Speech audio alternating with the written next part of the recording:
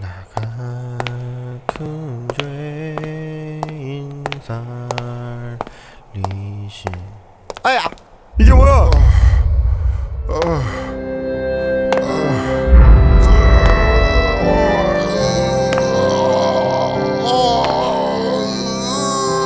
좁은 문으로 들어왔습니까? 좁은 문으로 들어온 사람은 좁은 길 걸어가야 합니다. 그러나 들어와 놓고는 겁이 나서 걸어가기를 싫어해요. 그리고는 넓은 길을 기웃기웃거리면서 그래서 적당히 교회만 드나드는 분들이 계세요.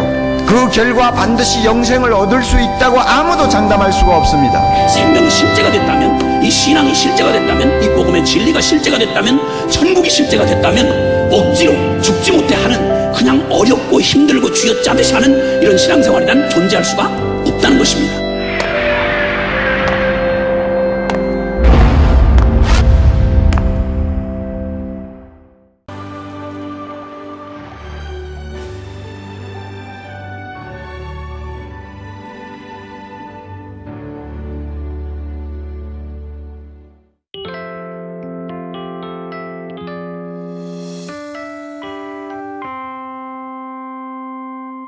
양의 목장에 가면 그 산에 양들이 다 입혀져 있어요. 그런데 잘 달리지도 못하고 날카로운 이빨도 안 가지고 있어요. 그냥 느린 가면서도 그렇게 산을 지배할 수 있게 된 것은 거기에 목자가 있기 때문에 그래요. 할렐루야. 여러분, 우리 기독교도 마찬가지입니다. 공격성이 없어요. 그럼에도 전 세계 많은 사람들이 예수님을 믿어요. 우리나라도 불교, 또 가톨릭, 우리 개신국 있는데 우리 예수 믿는 사람이 제일 많아졌어요. 왜 그럴까요? 하나님의 살아계심이 있고 우리를 지키시는 목자 대신 하나님이 계시기 때문에 그런 겁니다. 할렐루야. 참 그래요. 그런데 예수님이 가시는 곳마다, 하나님의 말씀이 전파되는 곳마다 늘 소동이 일어났습니다. 고요한 밤, 거룩한 밤에도 그 베들레헴에 예수님 탄생하게 되니까 그 소식이 예루살렘에게 들려지고 헤롯에게 들려지니까 헤롯 궁이 소동을 하는 거예요. 진리가 나타나게 되면 소동을 해요. 귀신 들린 사람이 있는 곳에 예수 믿는 사람 나타나면 그 귀신 들린 사람이 소동해요. 불안합니다. 병에 지배하는 사람을 예수님을 만나면 그 병마가 떠나가는 거예요. 늘 그런 역사가 일어나요.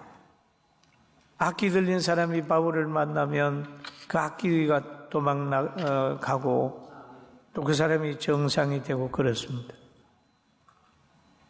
한때 어느 동리에는 마술이 지배를 했어요. 그런데 예수님의 사상이 전파되고 또 성령이 역사를 하게 되니까 그들이 자기를 본 거예요. 마술하는 책을 다 갖다가 태워버리게 되는 겁니다. 그리고 주의 말씀이 굉장히 그 지역에 흥망해졌어요. 그런데 바울 사도의 손으로, 바울 사도의 기도로 많은 사람들이 변화됐습니다. 근데 오늘 본문에 보니까 바울 사도가 에베소에 가가지고 복음을 전해요. 복음을 전하는데 이곳에는 보니까 우상을 만들어 팔아가지고 많은 수입을 얻는 곳입니다. 그런데 우상, 저 손으로 만든 것이 사람을 복주지 않는다라고 하는 말을 전함으로 인하여 그 일에 종사하던 사람들이 데모를 하는 거예요. 와, 큰일 났다. 저 사상이 이 지역을 지배하게 되면 우리가 하는 직업도 천해지게 되고 우리가 신이라고 잘 섬기는 그도 천해지게 되니까 안 되겠다 해가지고 많은 사람을 동원해서 막 데모를 이렇게 하는 거예요. 그렇게 바울이 이제 거기에서 배척을 당하게 되는 겁니다. 성경 사도행전 19장 26절에도 그런 말씀이 있어요. 이 바울이 에베소뿐 아니라 그의 전 아시아를 통하여 수많은 사람들을 권유하여 말하되 사람의 손으로 만든 것들은 신이 아니라 하니 이는 그대들도 보고 들은 것이라. 그림 사람들이 손으로 만든 것이 신이 아니다. 그런데 자기들은 신이라고 해가지고 지금 우상을 만들어 파는데 바울이 신이 아니라고 그랬으니까 누구 사겠어요? 안 살 것 같으니까 막 그들이 데모하는 거죠. 그러면서 사도행전 19장 27절에 말합니다. 우리의 이 영업이 천하여질 위험이 있을 뿐 아니라 큰 여신 아데미의 신전도 무시당하게 되고 온 아시아와 천하가 위하는 그의 위엄도 떨어질까 하노라 하더라. 그러면 배척하는 이유가 뭐냐? 영업이 천하여질까봐, 또 아데미의 신전도 무시당할까봐 그렇게 바울 사도를 배척을 합니다. 진리를 배척을 하는 거예요. 그런데 이 뒤에서 이 사람들이 막 군중을 흥분시키는 거예요. 그래 군중은 뒤에서 누가 조종을 하면은 그냥 아무 생각 없이 따라가는 사람이 많이 있단 말이에요. 사도행전 19장 32절에 보면 그런 말이 있어요. 사람들이 외쳐 어떤 일은 이런 말을, 어떤 일은 저런 말을 하니 모인 무리가 분란하여 태반이나 어찌하여 모였는지 알지 못하더라. 여러분 데모하는데 한번 가보세요. 왜 왔는지 모르는 사람이 있고 어떤 사람은 이 말을 하고 어떤 사람은 저 말을 하고 해가지고 막 혼돈이 되는.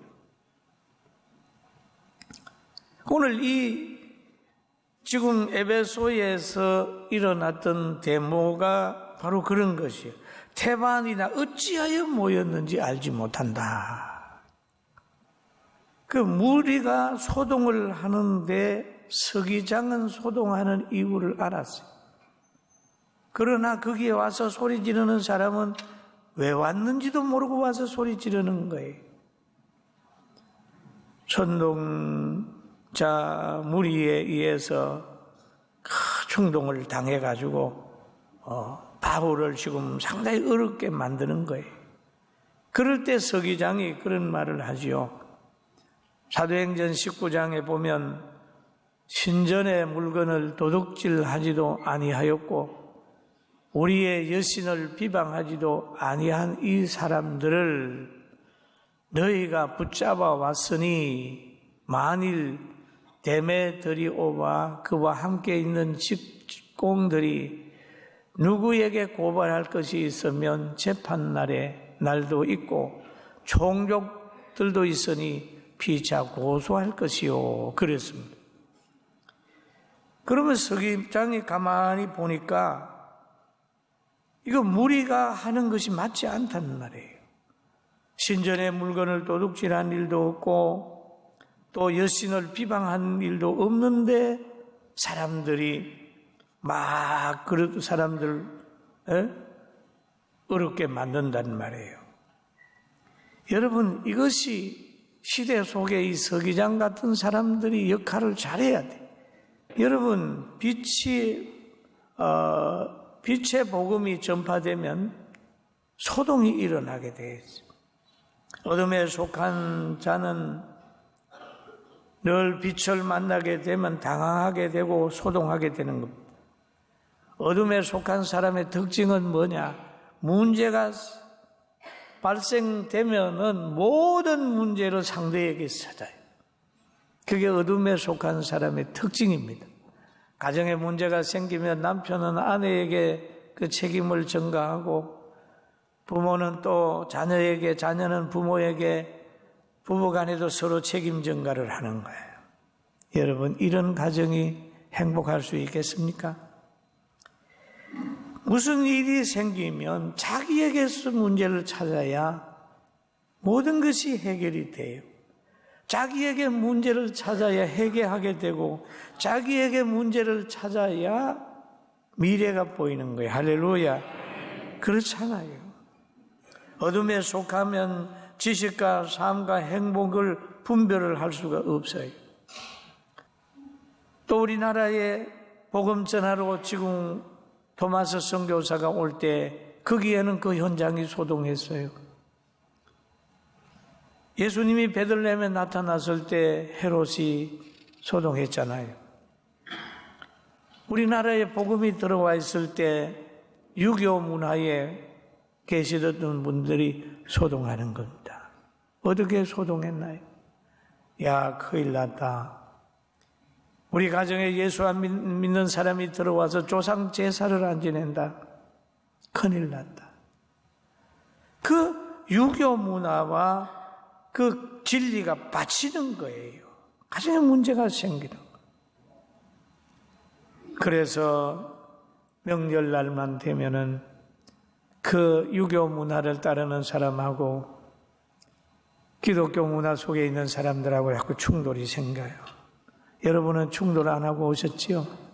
응? 하고 온 사람 혹 있을 수도 있을 거예요. 예수님의 마음을 가지면 그런 충돌과 갈등 속에서도 원만하게 잘 해결이 될 수 있어요. 할렐루야. 그렇습니다. 예수 믿는 사람이 불효다고 하는 오해를 받을 수 있어요. 그런데 왜 그럴까요? 그 사람이 잘못했기 때문에 그래요. 살아계신 부모님에게 제사 지내는 사람보다 훨씬 더 평소에 잘하면 오해가 없어집니다. 아, 예수 믿는 사람은 살아계실 때 잘하는구나. 그리고 제사 지낼 때 안 지내도 저 사람은 살아계실 때 잘하니까 하고 넘어가는 거예요. 그런데 살아계실 때도 안 하고 또 제사 지내는 날 가지도 않고 뭐 이래야 하니까 점점 기독교가 욕을 먹고 예수 믿는 사람이 욕을 먹는 거예요.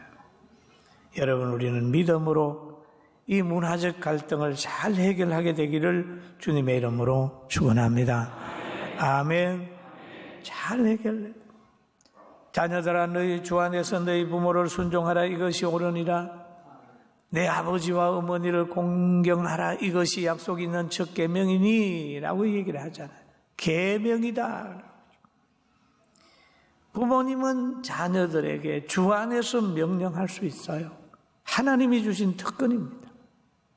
그리고 자녀는 주 안에서 명령하는 부모님의 말씀을 순종해야 됩니다. 의무입니다. 그리고 부모님을 공경하는 거예요. 그거 하나님이 주신 계명입니다. 여러분, 이렇게 된다면 가정이 얼마나 아름답게 되겠어요? 그런데 이 복음이 가정이나 개인에게 갔을 때 거기에 소동이 일어나는 것은 복음과 대적이 되는 이질적 부분이 있다는 거지요. 여러분, 말씀을 듣다가 콱 부딪힐 때가 있잖아요. 그 왜 그러냐 하면 저의 신앙관하고 안 맞다는 거거든.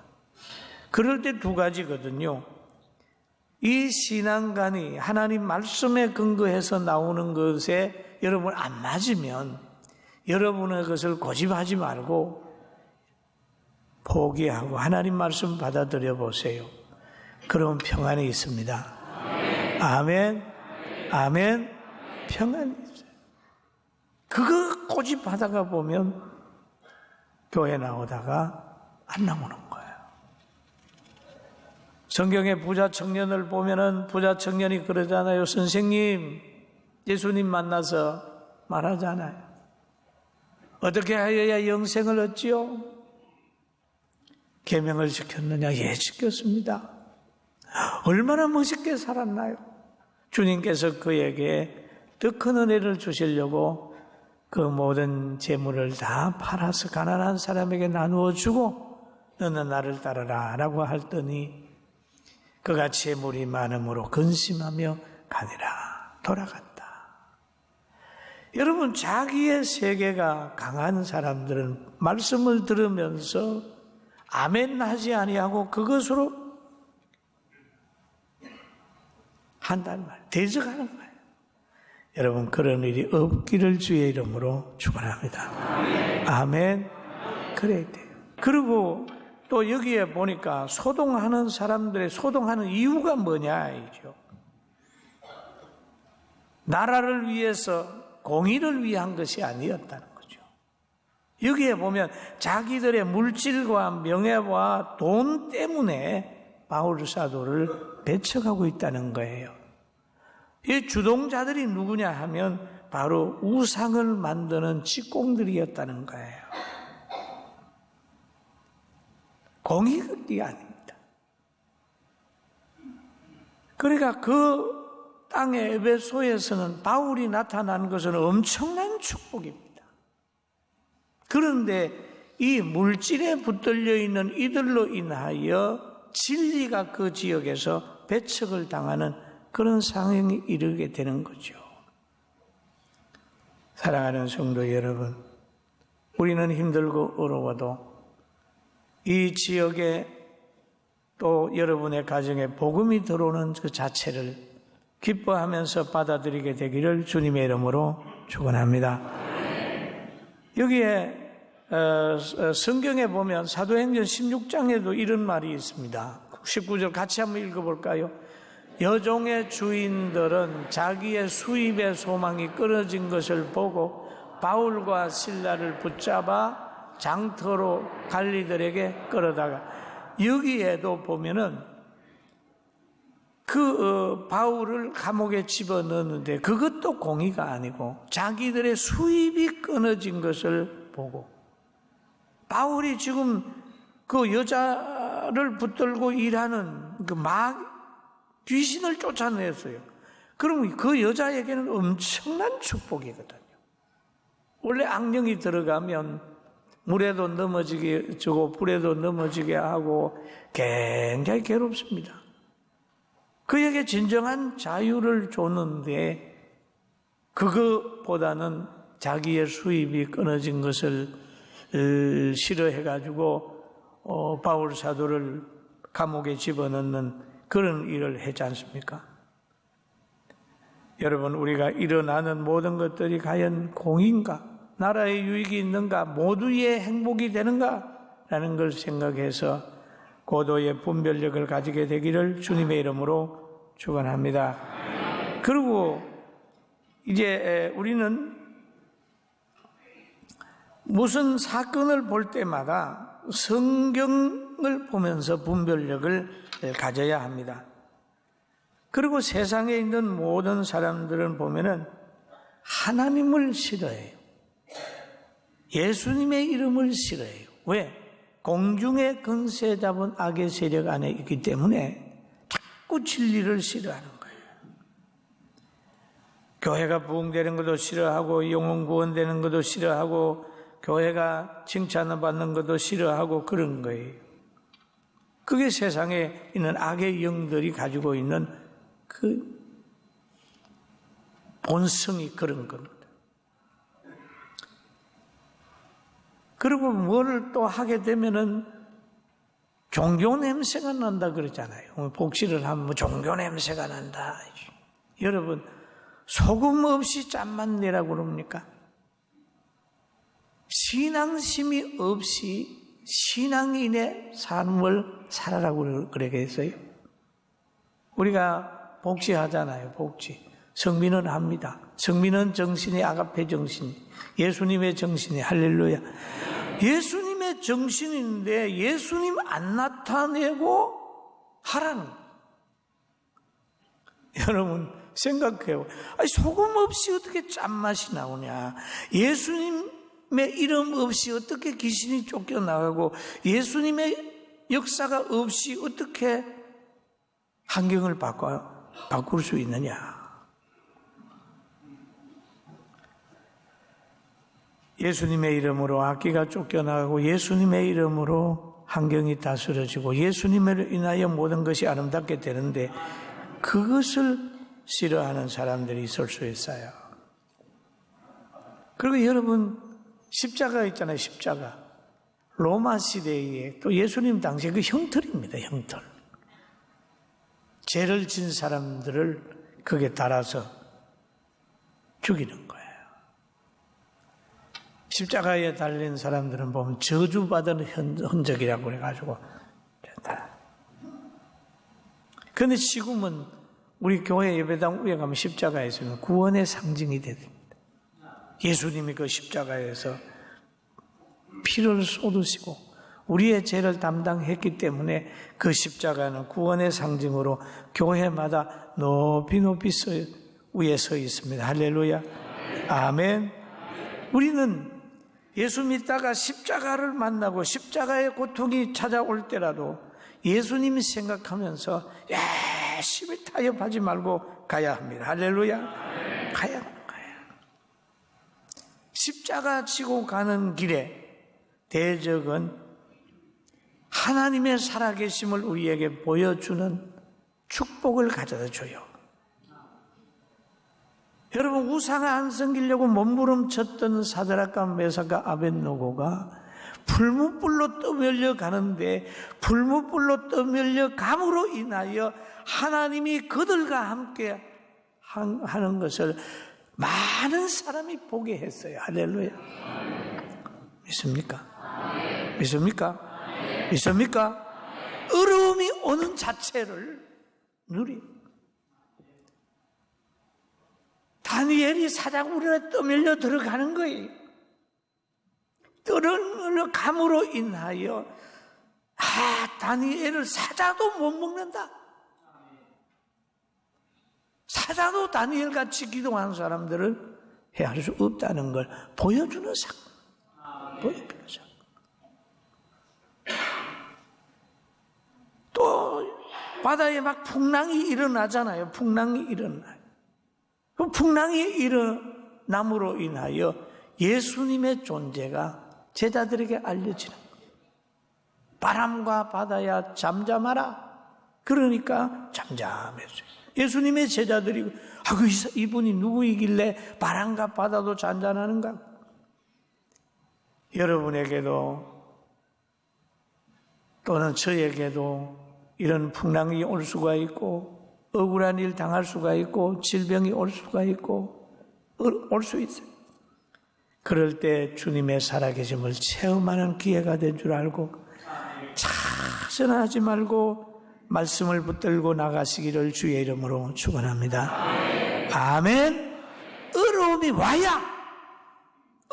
와야 그때 하나님이 함께하는 모습을 느껴요.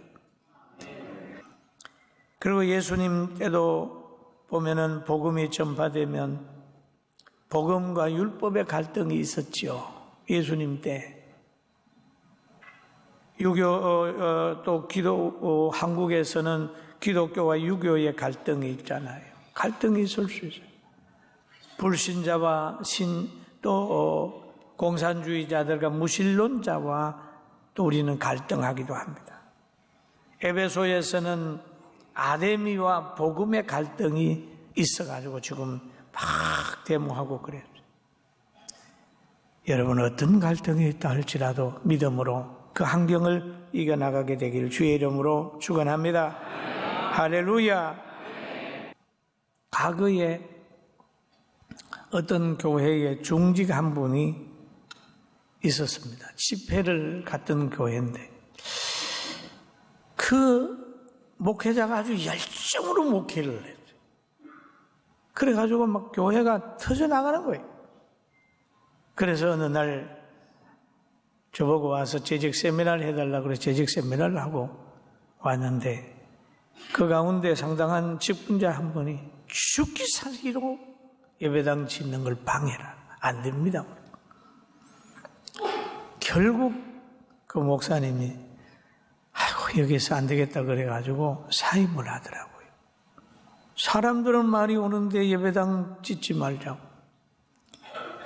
얼마 동안 시간이 흐른 다음에 왜 못 짓게 했냐 하는 걸 알게 됐는데 그분이 자기가 경제적으로 넉넉하지 않기 때문에 중직자인 자기가 상당한 부분을 해야 성도들에게 얼굴이 나는데 금축을 하게 되면 자기가 약하게 보이고 다른 사람이 많이 하면 자기가 위상이 좀 낮아질까 봐 그랬노라고. 그게 알려졌어요. 여러분, 우리는 어디 가서 내 가주가 되지 말고 정말 나는 낮아져도 하나님께 영광만 돌아가면 물속으로라도 그 다른 사람이 나를 밟고 넘어갈 수 있도록 그런 자세로 간다면 하나님이 크게 쓸 겁니다. 아멘. 우리 옆 사람 하나님이 크게 쓸 겁니다. 아멘. 하나님이 크게 쓸 거예요. 그렇게 자기를 내세우려고 하면 안 된다. 그리고 이 많은 사람들은 십자가 없는 신앙을 자꾸 가지려고 그래요. 십자가 없는 신앙은 물량주의, 현실주의, 성공주의에 빠져서 기복신앙을 가지게 되면 십자가는 늘 없어요. 십자가 없는 신앙은 부활도 없잖아요. 여러분, 우리가 십자가를 기억하며 온 군중이 배쳐간다 할지라도 좌절하지 않고 타협하지 않고 믿음으로 이 환경을 극복했던 바울을 닮아 예수님 안에 승리합시다. 아멘. 우리 1000년 1000명 24시간 기도회를 하면서 3년 동안 대한민국을 위해 눈물을 흘리고 우리 영육간의 여러분과 우리 모두의 가정 회복되고 여러분 사업체도 회복이 되고 교회도 부흥되고 헌당되고 또 소외된 탈북자들도 3년 동안 잘해서 이 지역에 또 이 대한민국에 와서 뿌리 내리고 통일되는 날 그리스도인들이 올라가서 저 낙후된 저곳에 가서 교회 세우고 하나님이 기뻐하는 사역하도록 함께 깨어있는 우리 모두가 되길 주의 이름으로 축원합니다.